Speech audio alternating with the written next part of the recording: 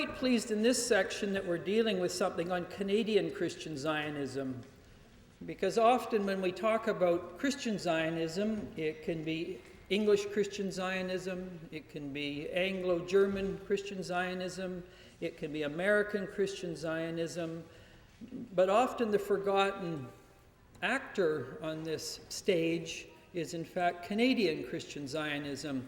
And it's particularly pertinent and timely that the issue of Canadian Christian Zionism is discussed for the simple reason that we probably have the most pro-Israeli Zionist government we have ever had in Canadian history. And so to ignore this is to ignore, for those of you who are not from this area, we have quite a large glaciated mountain in the valley, Mount Baker. It's about 11,000 feet. So to ignore this issue would be a bit like going through the Fraser Valley and missing Mount Baker. It's one of the largest features politically on the landscape in terms of Canadian foreign policy at the present time. And in fact, many of the MPs who are in the Conservative government took in Zionism with their mother's milk and in Sunday school. They become adults, and then they are setting foreign policy decision-making for Canadians, and many Canadians, I would suggest, certainly don't walk that path.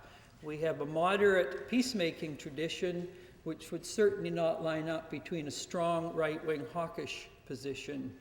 And so to get an understanding of Canadian Christian Zionism is absolutely essential to understanding our own Canadian foreign policy.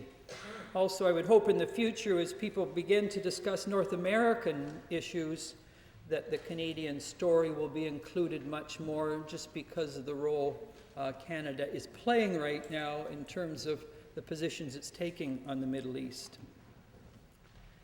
I'd like to start with a couple of quotes, not to flaunt my own book, but just because the quotes are not from me and they're said very well. One is from Marcy MacDonald, her book, The Armageddon Factor. Some of you may have read it. It's a wonderful book. Do purchase it if you haven't. It summarizes in a very succinct and compact way some fine aspects of the right-of-center tendencies in Canada today. But she says, Harper has backed Israel with such fervor that veteran scholars and diplomats rank it as the most dramatic shift in the history of post-war Canadian foreign policy. Given the fact our Conservative government is taking this position, I'd like to read from another very important Conservative, Heath McCrory, his book, Red Tory Blues.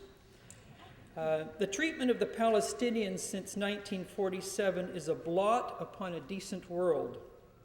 Pushed out of their ancestral homes and harried and attacked in the dwellings which they temporarily acquired, they have been brutalized, denigrated, and at best ignored. Why have these people been forced into a dreary diaspora in a world in which concern for human rights is supposed to be a watchword? After seeing the tragedy of the Palestinian refugees, I was never the same again. Heath McCrory comes from a much older Tory tradition in Canada. He worked very closely with Joe Clark in terms of Canadian foreign policy in a much more peacemaking position in the Middle East when he was an MP in the Maritimes. One more quote. It's an article in Walrus, some of you read. It's a Jewish writer, an excellent article. He's called The Israel Taboo. Money and sex aren't the only things Canadians don't talk about. February 2014. It is hard to conceive of Jews as an oppressed minority when our Prime Minister fully supports Israel, has established the Canadian Parliamentary Coalition to combat anti-Semitism, and works overtime to court the Jewish vote. So 3 quotes, and then in my book I unpack where that comes from and where it leads to. John Stackhouse, who has taught at Regent College for the last few decades, did his PhD on Canadian evangelicals. And in his book, he divides the evangelical tradition in Canada into 2 types, what he calls the mainstream, or a moderate and thoughtful mainstream, and what he calls the eccentrics.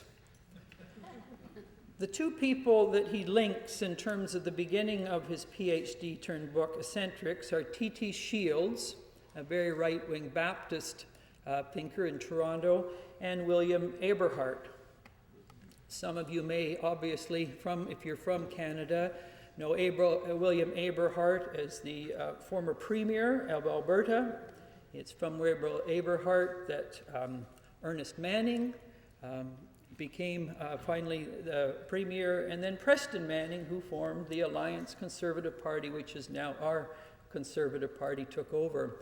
Alberta is in many ways the American right in Canada, and much of the Zionism that has come out of Canada has come out of that Back to the Bible hour, the prophetic tradition coming out of Alberta, which I'll touch on in a little bit. I'd just like to mention also in that the danger in the last 20 or 30 years when people have focused on Christian Zionism, they have tended to pick on the extreme form, or what we would call the eccentric form of the evangelical world that people like Eberhart or Manning have come out of. And that gives us a sense, well, thank God we are not as them. You know, we're more enlightened, we see better. And they're often seen almost as the hillbillies from the Catskills that are let loose, and fanatics and fundamentalists that nobody wants to be identified with. But there's much more to Christian Zionism, and this is important to note if we've overdealt the hand of the conservative evangelicals. There's much more to Christian Zionism and Israelism, both within the evangelical and the mainstream church, than the more extreme right wing of it. And people who only focus on one will in fact miss some very important sources of Christian Zionism in Canada and its impact on the Conservative Party today. Let me just briefly touch on 5 main types of Zionism. The first form, which most people would be aware of, is that what we would call the eschatological form of Zionism. A certain reading of the Bible, the Old Testament prophets, Ezekiel, Jeremiah, Daniel, fast forwarding into certain New Testament passages and Revelation, in that the Jews are God's chosen people. They're the main actor in the Hebrew canon. As a part of that chosenness, land is connected to it. And you can't separate chosenness from land. Obviously, for the last couple of thousand years, the Jews have not predominantly been in the land that was promised to them. With the turn in the 19th century, and in an accelerated way, the belief is that, to add this third component, is that prophecy is being fulfilled with the return of the Jews to Palestine and after 48 Israel. So the Bible is being fulfilled, and if one is to be a faithful Christian, true to the Bible, as understood and interpreted by these eschatological or end-time prophets, it is imperative to support the Jews, the state of Israel, because part of their story is part of the filling out of the drama of history. And so many of the Christian Zionists that we'll face in Canada who still come from that position and are still locked into that position, the task, as Gary has done and others have done, is to point out there's other ways, in fact, of reading the Bible than in that way. The next form probably that's important to understand is the restorationist position. The restorationist position actually begins in the 16th, 17th century as what you had as Protestants turned to the importance of the Old Testament or Hebrew canon. The Jews are the major actor.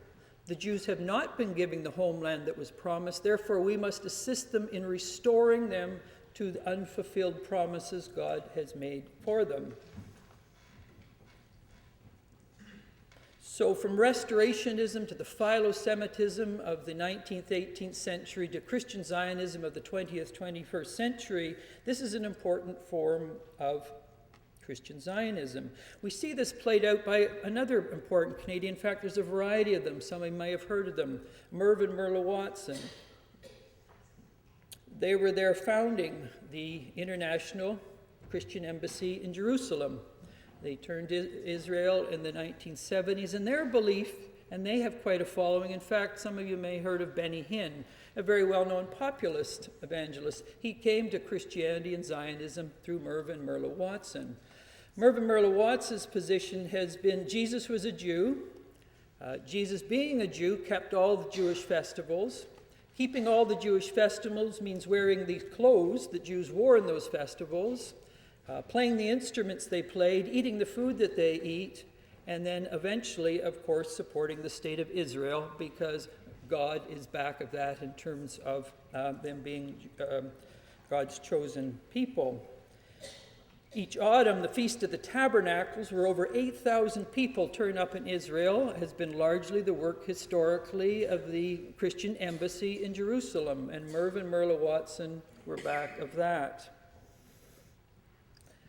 So you can see this restorationists, they have softened and weakened the eschatological side, but they are very committed to the restoration of the Jews to their land and to their place, and defending Israel at all costs. The third form of Christian Zionism, which is a little more subtle and a little more nuanced, comes from a revisionist read of Paul, post-World War II Holocaust studies, in which people are rereading Paul's attitude towards the law, which historically have been seen as dismissive, grace versus law. That then leads to, I was fortunate when I was doing my doctoral studies at McMaster, E.P. Sanders was there at the time, who was a key figure in this. And I've been in touch recently with N.T. Wright, who's a very important figure in this, and James Dunn at Durham throughout his years.